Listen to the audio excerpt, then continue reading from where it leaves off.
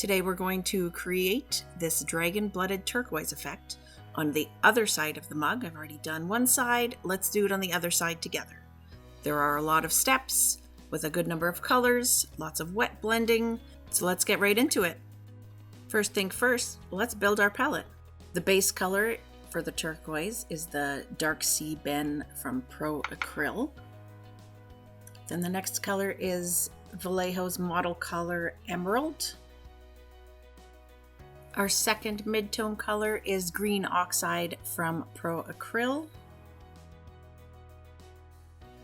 And then our first highlight color is Blue-Green from Vallejo.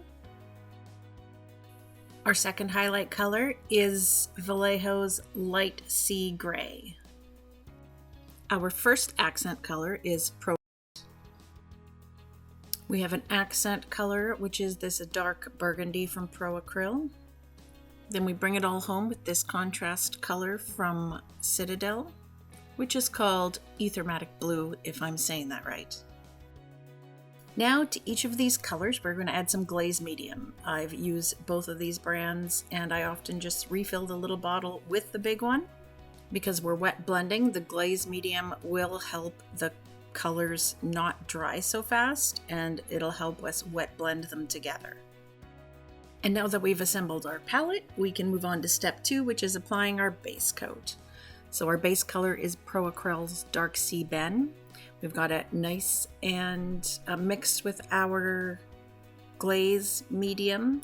And what that does is it's going to keep it workable and wet, so we can do a bunch of these at the same time.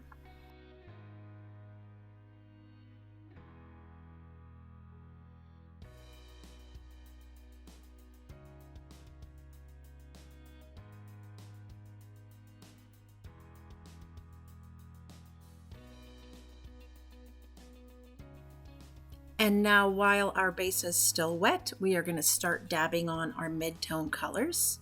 Note, we're just going to be dabbing them more towards the middle, especially this first one. We're not going all the way to the very edge like we did with the darkest color. We're just going to be dabbing around the edges in towards the middle. Not all the way into middle necessarily, because our next color will be going mostly in the middle. This one is just to give us some depth around the edges.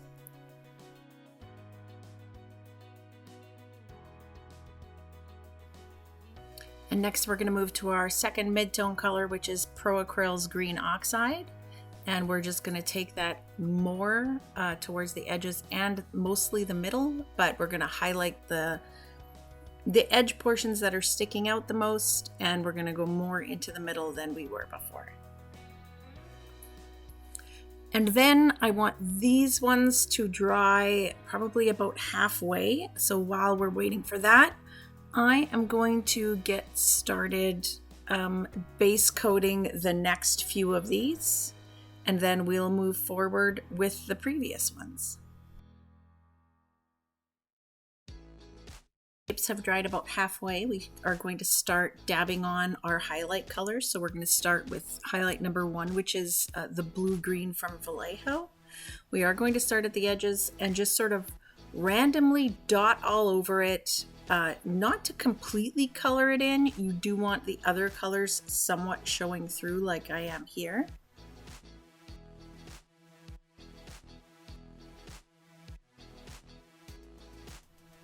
Now we're going to repeat this process with the second highlight, which is the Light Sea Gray. I'm mixing that with a little bit of the previous highlight color just to bring those tones closer together. But we're dabbing it with smaller dots and smaller circles, a little more randomly spread out.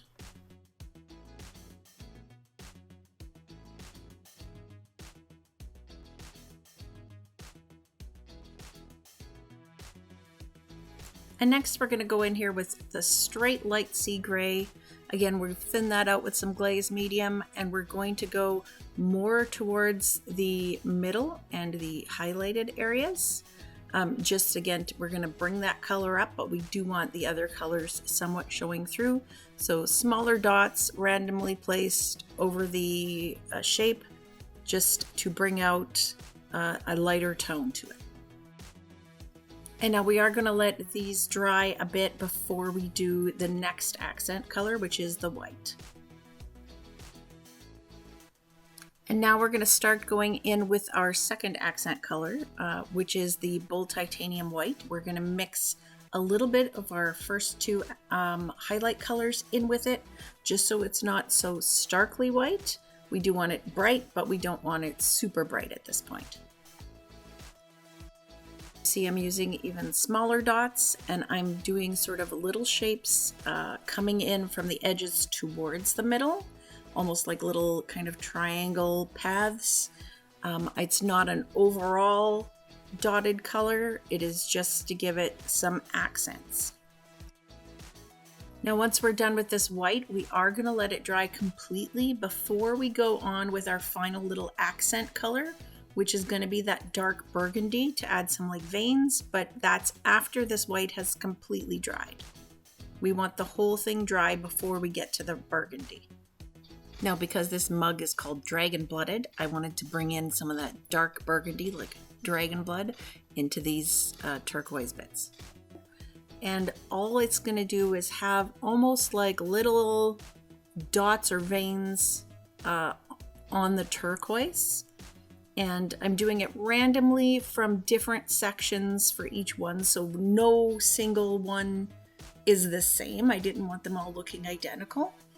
Some of them are just closer to the edge, some of them I dot them farther in towards the middle, but it is dotted little veins. It's not drawn lines, it's all completely dotted. So it has that same dotted tone as the rest of the turquoise.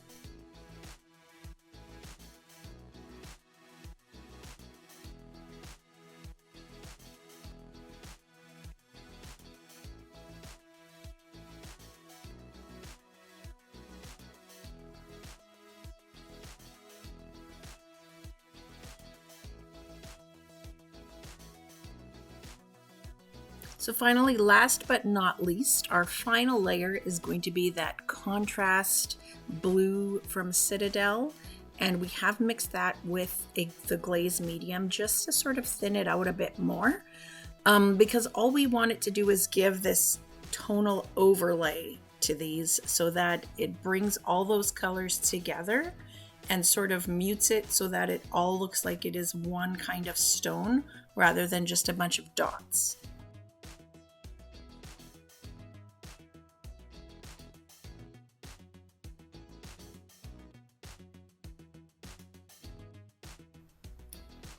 And there you go. Once that's dry, you're done. Those are your 7 steps to painting Dragon Blooded Turquoise.